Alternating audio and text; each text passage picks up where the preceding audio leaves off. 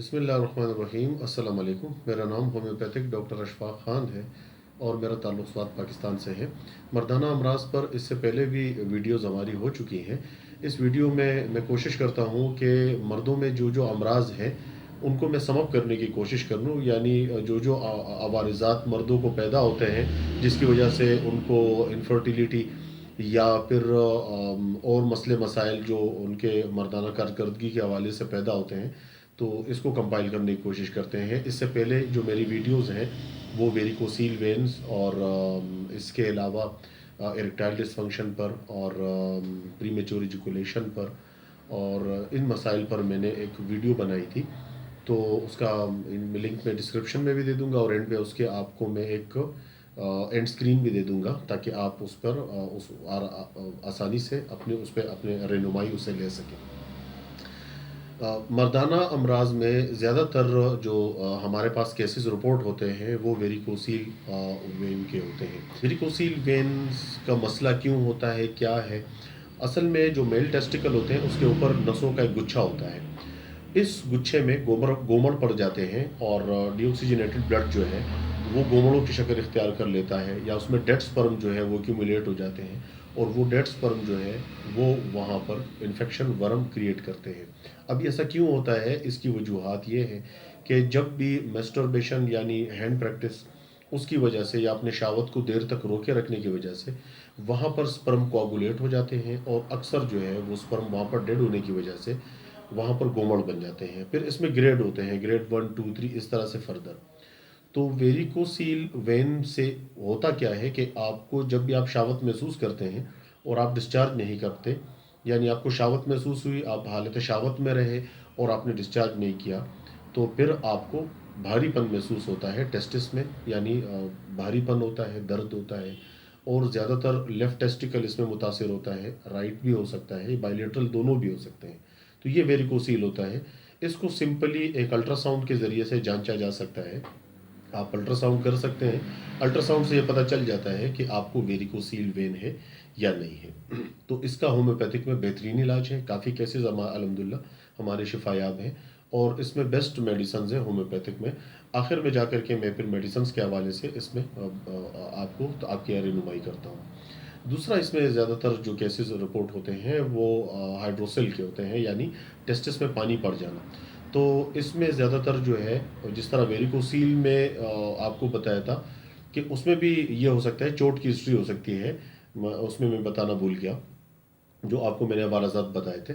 इसमें भी ज़्यादातर चोट होता है। हाइड्रोसल के केसेस में चोट की हिस्ट्री होती है। टेस्टिस पे चोट लगा, वहाँ पे इन्फेक्शन ज़ख़म बना, उसकी वजह से टेस्टिस में पानी पड़ गया, तो ये एक मेजर कॉज होता है।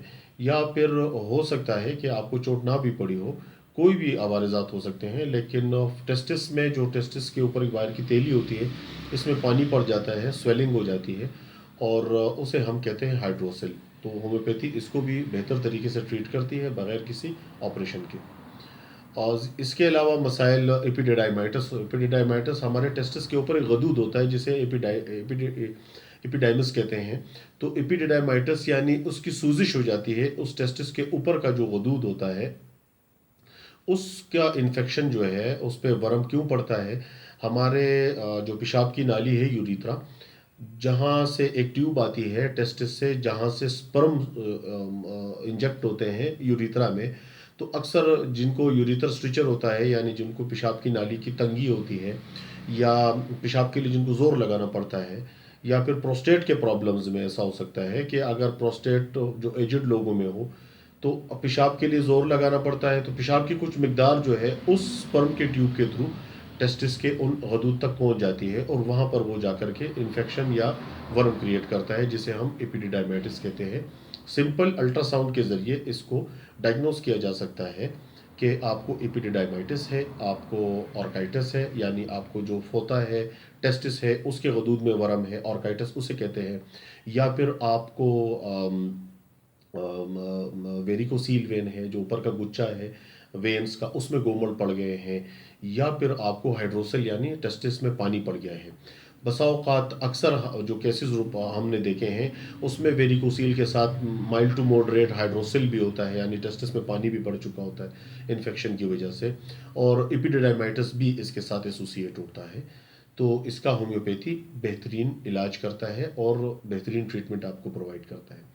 नौजवान लड़कों में ज़्यादातर सेंसिटिव ग्लैंड्स के मसाइल बहुत ज़्यादा कॉमन हमें रिपोर्ट होते हैं, और जो गैर शादीशुदा होते हैं यानी हैंड प्रैक्टिस करते हैं और अपने सेहत को तबाह करते हैं, और उस वजह से उनको अक्सर जो ग्लैंड्स होता है यानी जो अज़ूई तनासुल है उसका ऊपरी हिस्सा है, वहाँ पर उनको बहुत ज़्यादा हसासियत हो जाती है, ओवर सेंसिटिविटी हो जाती है, और इवन टच होने से या कपड़े टच होने से भी वो डिस्चार्ज हो जाते हैं।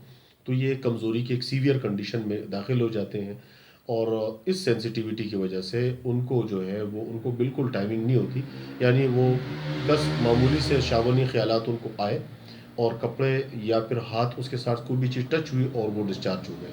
तो इसे हम सेंसिटिव ग्लैंड्स कहते हैं। सेंसिटिव ग्लैंड्स के लिए भी होम्योपैथिक में बेहतरीन मेडिसिन्स हैं, और एंड में जाकर के सेंसिटिव ग्लैंड्स की मेडिसिन भी मैं आपको बता देता हूँ। इससे पहले एक वीडियो मैंने बनाई थी जिसमें मैंने प्रीमेच्योर इजैकुलेशन, इरेक्टाइल डिसफंक्शन, इसको मैंने डिफरेंशिएट किया था, और उसके हवाले से होम्योपैथिक की मेडिसिन्स भी बताई थी, और आपको मैंने शुरू में बताया कि उसको मैं आखिर में मैं आपको उसका एक एंड स्क्रीन दे देता हूँ ताकि आप उस वीडियो से भी इस्तेफादा हासिल कर सकें। तो लिहाजा उन मसाइल को यहाँ पर डिस्कस करने की ज़रूरत नहीं है। ज़्यादातर इन नौजवान लड़कों में जो अपने बचपन की गलतकारियों की वजह से या जवानी शुरू के जो उनका अर्ली प्यूबर्टी स्टेज होता है उसमें उसकी गलतकारियों की वजह से जो उनको प्रॉब्लम्स क्रिएट होते हैं, तो उसकी वजह से उनको ये मसाइल भी दरपेश होते हैं, यानी इरेक्टाइल डिसफंक्शन होता है, इस्तादगी नहीं आती, और कारकर्दगी उनकी बिल्कुल ही जो है उनको खौफ महसूस हो रहा था शादी करने से भी। तो ये सारे मसाइल जो है ये सम अप उस वीडियो में किए हैं मैंने। मेल इनफर्टिलिटी के हवाले से कुछ केसेस हमारे पास ऐसे भी रिपोर्ट होते हैं कि जिसमें स्पर्म काउंट बिल्कुल ज़ीरो होता है। होम्योपैथी में ऐसी मेडिसिन मौजूद हैं कि जिससे बिल्कुल अगर आपके स्पर्म काउंट नहीं है तो उसको इन्हेंस किया जा सकता है, और ऐसी काफ़ी मेडिसिन मौजूद हैं। इसमें ज़्यादातर हिस्ट्री जो है वो मम्स कनपेड़ों की होती है, या फिर अगर गदूदों की सूजिश है, या फिर ये वेरिकोसील वेन का प्रॉब्लम हो, वेरिकोसील वेन हो, या उसके साथ ऑर्काइटिस हो, या फिर आपको एपिडिडाइमाइटिस हो, ये जाकर के स्टेरिलिटी यानी बांझपन पैदा करते हैं। तो इन केसेस को उनकी हिस्ट्री के मुताबिक जो है मेडिकेशन उसमें की जाती है, और उससे बाकायदा तौर पे हेल्दी स्पर्म जो है वो प्रोड्यूस होने शुरू हो जाते हैं। बहुत सारे ऐसे मेल हज़रात जिनका स्पर्म काउंट बहुत ज़्यादा वीक है, लो है, होम्योपैथी में ऐसी बेहतरीन मेडिसिन हैं कि आपके स्पर्म काउंट को इन्हेंस किया जा सकता है, बढ़ाया जा सकता है, और बिल्कुल आपकी जो है यानी फर्टिलिटी के हवाले से आपको बेहतरीन वो होम्योपैथिक मेडिसिन बूस्टअप प्रोवाइड करती हैं। वीडियो को समअप करते हैं। मेडिसिन आपको मैं चीदा चीदा मेडिसिन बता देता हूँ जो आम हमारे नाजरीन है और जो स्टूडेंट्स हैं उनकी रहनुमाई के लिए। लेकिन मैं आपसे अर्ज़ करता चलूँ कि आप सेल्फ मेडिकेशन बिल्कुल ना करें, किसी अच्छे होम्योपैथ से अपना इलाज करवाएं, और आप चाहें तो हमसे ऑनलाइन भी अपनी मेडिसिन मंगवा सकते हैं। किसी भी शहर में, किसी भी मुल्क में हम मेडिसिन डिलीवर करते हैं। आते हैं जी सबसे पहले जो वेरिकोसील का मसला है। वेरिकोसील की सबसे बड़ी जो मेडिसिन है जिसमें अच्छे रिजल्ट प्रोवाइड होते हैं वो है मामेलस है, इसमें पल्साटीला है, इसमें आरम बटेलिकम है। ये 3 बड़ी मेडिसिन हैं वेरिकोसील वेन के। और इसके अलावा जो सिम्टम्स होते हैं, कोनियम है इसमें, और भी बहुत सारी ऐसी मेडिसिन हैं। सिम्टम्स के मुताबिक जो है मेडिसन अगर एज मिजाजी दवा आ गई या फिर कोई स्पेसिफिक सिम्टम आ रहा है उसके मुताबिक मेडिसन हो, नहीं तो एज़ पर पैथोलॉजी। और ज़्यादातर जो स्पेसिफिक ये 3 दवाइयाँ उसमें बहुत ज़्यादा स्पेसिफाइड है।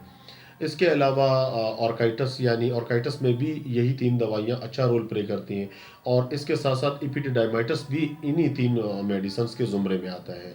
अगर हाइड्रोसिल का मसला है, टेस्टिस में पानी पड़ गया है, उसमें एपिस मेलिफिका, हेलिबोरस नाइग्रा, एपोसाइनम है, और इसके साथ साथ रोडोडेंड्रॉन एक मेडिसिन है, उसके बड़े बेहतरीन रिजल्ट्स हैं। ये रिजल्ट ओरिएंटेड मेडिसिन हैं। आते हैं हम सेंसिटिव ग्लैंड्स की तरफ। सेंसिटिव ग्लैंड्स पे बाकायदा मैं वीडियो बना चुका हूँ, और सेंसिटिव ग्लैंड्स की सबसे बड़ी जो दवा है वो मैं पहले भी बता चुका हूँ कि वो सिनाबिरस है। सिनाबिरस जो है इसके लिए एक बेहतरीन मेडिसिन है। इसके अलावा सेंसिटिव ग्लैंड्स में आप पेशेंट को कलाडियम है, और कलाडियम सिंगुनियम, और इसके अलावा जो है टाइटेनियम है। बहुत सारी ऐसी मेडिसिन है जो सेंसिटिव ग्लैंड्स में उसके अच्छे रिजल्ट हैं। प्रीमेच्योर एजुकुलेशन के हवाले से, इरेक्टाइल डिसफंक्शन के हवाले से, इसमें और सेंसिटिव ग्लैंड्स के हवाले से एक वीडियो जो मैं बार बार आपसे जिक्र कर रहा हूँ, उसके हवाले से मेडिसन उसमें मैंने जिक्र किए हैं। स्पर्म काउंट को इन्हेंस करने के लिए काफ़ी ज़्यादा लोग आते हैं जी, वो सिफारिश करते हैं कि जिनका स्पर्म काउंट लो होता है और जो फर्टिलिटी यानी जो आगे फैमिली प्लानिंग के फैमिली बढ़ाने की तरफ जा रहे होते हैं, तो उनका लो स्पर्म काउंट जो है वो लाजमी बात है उनके पार्टनर को कंसीव करने में रुकावट का सबब होता है। तो उस स्पर्म काउंट को इन्हेंस करने के लिए होम्योपैथिक में बेस्ट मेडिसिन है, जिसमें सबसे टॉप ऑफ द लिस्ट जो रेमेडी है वो एसिड फॉस है, एग्नस कास्ट है, इसमें कोनियम है, इसमें कैलेडियम है, इसमें एक्सरे है, इसमें डामियाना है, इसमें नेफरलूटम है, तो यूहम्बीनम है। ये अच्छे रिजल्ट्स रखती हैं जो आपको मैंने ये मेडिसिन बताए, और ज़्यादातर इनका इस्तेमाल मदर टिंचर्स में होता है। उम्मीद करता हूँ ये वीडियो आपके लिए फ़ायदेमंद होगी। सेल्फ मेडिकेशन न करें, किसी अच्छे होम्योपैथ से अपना ट्रीटमेंट करें। इन मसाइल का होम्योपैथी में बेहतरीन इलाज है, और चाहे तो आप हमसे भी ऑनलाइन मेडिसिन मंगवा सकते हैं। अपना ख्याल रखिएगा। Thank you very much. अल्लाह हाफ़िज़।